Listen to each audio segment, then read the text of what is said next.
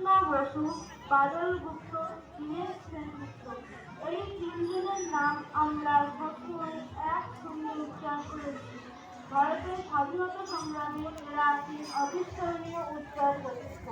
জনপুলিশের কর্মকর্তা mister bird নামে একজন ইংরেজ সাহেব মিরপুর হাসপাতালে ভর্তি ছিলেন। তাকে দেখতে ঢুকলেন ইংরেজ পুলিশের সর্বময় কর্তা লোমান ও পুলিশ সুপারিনটেন্ডেন্ট মিস্টার হকম্যান। পরাধীন ভারতে এনারা দুজনেই নির্মম অত্যাচারী ছিলেন। 1930 খ্রিস্টাব্দে 29শে আগস্ট ঘরোয়াটা লোমান সাহেব আততায়ীদের গুলিতে নিহত হন।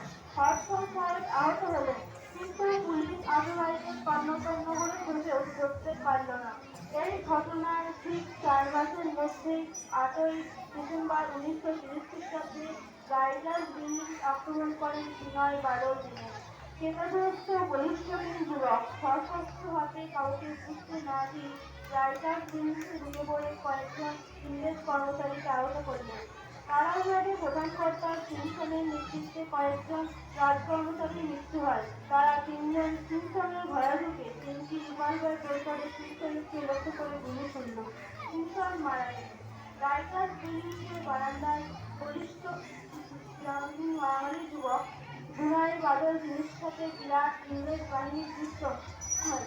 এই তিনটি আগেই বুঝতে পেরেছিলেন এত বড় ইংরেজ বাহিনীর সাথে তারা লড়তে পারবে না, ধরা পড়ে যাবে। তাই তারা বন্দে মাতরম ধ্বনি দিয়ে আত্মহত্যার পথ বেছে নিলেন। বাদল সঙ্গে সঙ্গে পটাশিয়াম সায়ানাইড নামক এক তীব্র বিষে মারা গেলেন। বিনয় ও দীনেশ নিজেদের জন্য রিভলভারে একটি করে গুলি তাদের মাথায় লাগিয়ে পেপারে চাপ দিলেন। দুজনেই বন্দে মাতরম ধ্বনিতে মাটিতে লুটিয়ে পড়লেন। বিনয় ও দীনেশ আহত অবস্থায় ধরা পড়লেন। হাসপাতালে চিকিৎসা চলাকালীন বিনয় তার নিজের ক্ষতস্থানে আঙুল ঢুকিয়ে পা বিষাক্ত করে দিলেন ও 1930 খ্রিস্টাব্দে 13ই ডিসেম্বর তিনি হাসপাতালে মারা যান। দীনেশ ধীরে ধীরে সুস্থ হয়ে ওঠেন। 1931 খ্রিস্টাব্দে 7ই জুলাই তার ফাঁসি হতে পারে। আলিপুর জেলে তার ফাঁসি হয়। এই বীর শহীদ পবিত্র বিনয় মরুভূমি করতে করতে অমরভাবে গমন করেন। সার্থক বাংলার মাটি বন্য বীর শহীদ বিনয় বাদল দীনেশ যেন একটি নাম। এই তিন বীরের মরণ উৎসব ইতিহাসবিদদের ইতিহাসে নেই বললেই চলে।